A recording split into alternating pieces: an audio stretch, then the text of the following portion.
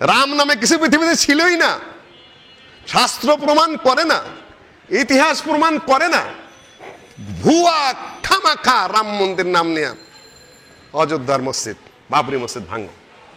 কোনোদিনও ছিল না রাম নামে কিছু পৃথিবীতে, কৃষ্ণ নামে কিছু পৃথিবীতেই নাই। মহাভারত থেকে শুরু করে গীতার অধ্যায় পর্যন্ত কেউ প্রমাণ করতে পারবে না যে এই পৃথিবীতে কৃষ্ণ নামে কিছু ছিল। 1947 সালে এই ভূখণ্ড স্বাধীন, প্রথম স্বাধীন। এরা বলতে চায় না, এরা এখান থেকে এড়িয়ে যায়, কেননা এদের ইতিহাস কিচ্ছু থাকবে না।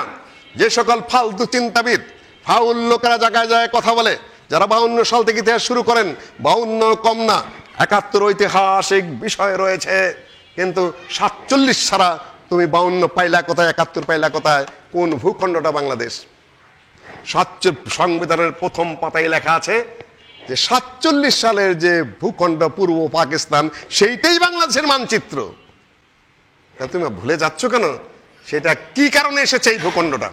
কারণটা আমি আপনাকে বলে দিই। 40-এর লাহোর রেজলিউশন দেখুন, 46-এর দিল্লি কনভেনশন দেখুন। No constitutional plan would be workable in this country or acceptable to the Muslims unless it is designed on the following basic principles. These that geographically contiguous units are demarcated into regions. শেষ পর্যন্ত যায় সেই ভূখণ্ডটা হবে sovereign country হবে। লম্বা আপনাদের ইংরেজি শুনে আবার নিজের পণ্ডিতে জাহির করতে চাই না। মুসলিম সংখ্যাগরিষ্ঠ north western and eastern zones of the India should be grouped to constitute ভারতের উত্তর পূর্ব এবং ভারতের উত্তর পূর্ব অঞ্চল এবং উত্তর পশ্চিম অঞ্চল, যেখানে মুসলিমরা সংখ্যাগরিষ্ঠ, সেই ভূখণ্ডটুকু নিয়ে আলাদা রাষ্ট্র গঠিত হবে, আর উভয় আলাদা রাষ্ট্র হবে, অটোনমাস অ্যান্ড সভরেন, মুক্ত ভূখণ্ড হবে। সেখানে আর কারো কোনো কর্তৃত্ব চলবে না। কত সালে হলো? 40 সালে 46-এর দিল্লি কনভেনশন। মুসলিম সংখ্যাগরিষ্ঠ ছিল বলেই এই স্বাধীন ভূখণ্ডটুকু পেয়েছেন। যদি না থাকতো তাহলে কি হতেন? তাও বলতে পারতেছেন না, ভারতেরই অংশ। তাহলে এই ভূখণ্ডের স্বাধীনতার, মুসলিম ভূখণ্ডের স্বাধীনতার মূল কারণ কি? মুসলিম। আপনি মুসলিম সংখ্যাগরিষ্ঠতা নাই, বাংলাদেশ নাই, এটাই প্রথম কথা। আপনার যদি মুসলিম সংখ্যাগরিষ্ঠতা না থাকে তাহলে বাংলাদেশ থাকবে কেন? পাকিস্তান থাকবে কেন? সূত্রটা কি? মূল তত্ত্বটা কি? ইকবাল তত্ত্ব দিলেন, দেয়ার আর টু নেশনস ইন ইন্ডিয়া, দুইটা জাতি আছে, মুসলিম এবং হিন্দু। কাজে প্রত্যেক আলাদা আলাদা ভূখণ্ডের প্রয়োজন রয়েছে, না হলে সংখ্যাগরিষ্ঠ সংখ্যালঘুকে কখনোই ছাড় দেবে না, দেয় নাই।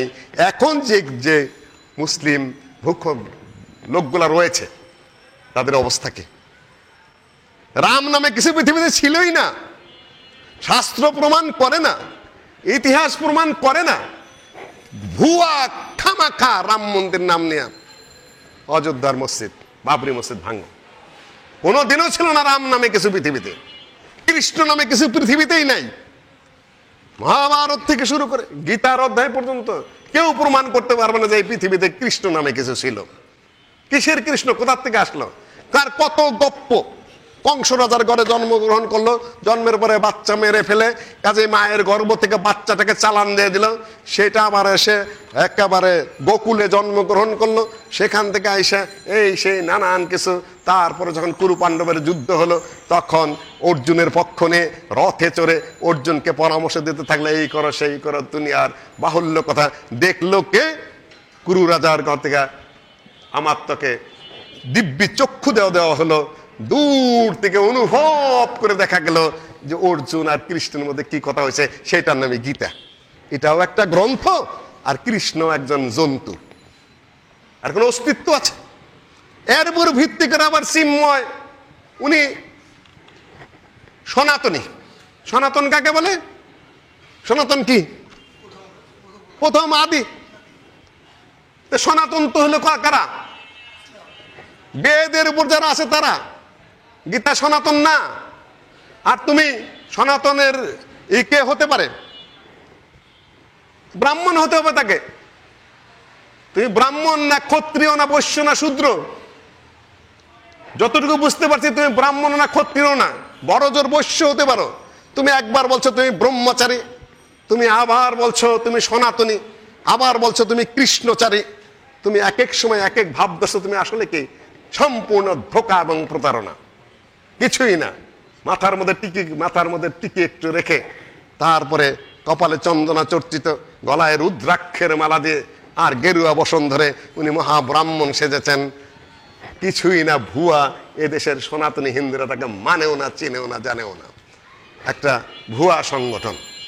সম্মানিত উপস্থিতি, ভূখণ্ডটা হারিয়েছি, ভূখণ্ড রক্ষা করতে আমরা ব্যর্থ হয়েছি শাসকের ব্যর্থতায়। তুর্কিরা আস্তে আস্তে ভোগ বিলাসে নিমজ্জিত হতে, আত্মঘাতী সংঘাত করতে করতে সেগুলা সব আমরা হারিয়েছি। আমরা হারিয়েছিলাম আফগানিস্তান, সেখানে যাই হোক যারা এসেছে তারা এন্টি সালাফি হলেও তারা ফিরে এসেছে। হারিয়েছি আফ্রিকার বহু দেশ, মুসলিমরাই মুসলিমকে মারে। হয় মুসলিমরা অন্যের শাসনের কর্তৃত্বে চলে, নাহলে মুসলিমরাই কি মুসলিমদেরকে চরমভাবে নির্যাতন করে। মুসলিমরা মুসলিমদেরকে কি করে না, বাঁচতে দিতে চায় না, প্রতিপক্ষ হলেই হলো। আজকে দেখেন সিরিয়ার অবস্থা। আমাদের দেশে তো শুধুমাত্র আয়না ঘর, ও দেশে মাটির নিচে পাথরের ঘর।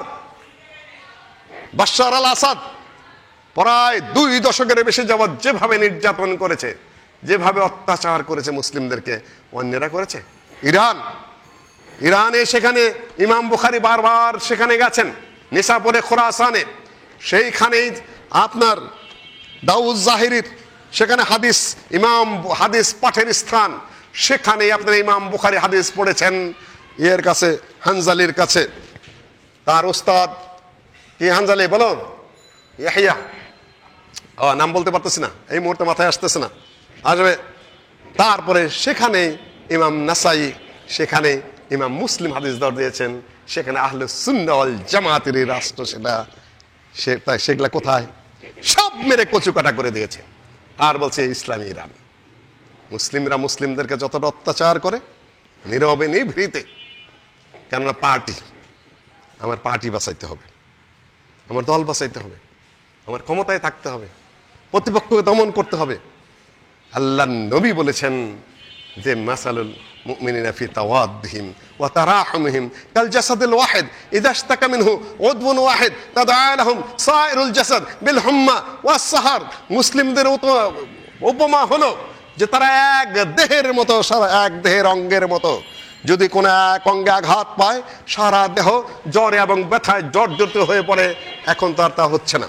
সম্মানিত উপস্থিতি, ভূখণ্ডগুলো আমরা হারিয়ে ফেলেছি, আমাদের নীতি আদর্শ হারিয়ে ফেলেছি, আমাদের উন্নত চরিত্র হারিয়ে ফেলেছি, ইসলামিক আইন বিচার শাসন সব হারিয়ে ফেলেছি, ইসলামিক কালচারও আমরা হারিয়ে ফেলেছি, তাই না?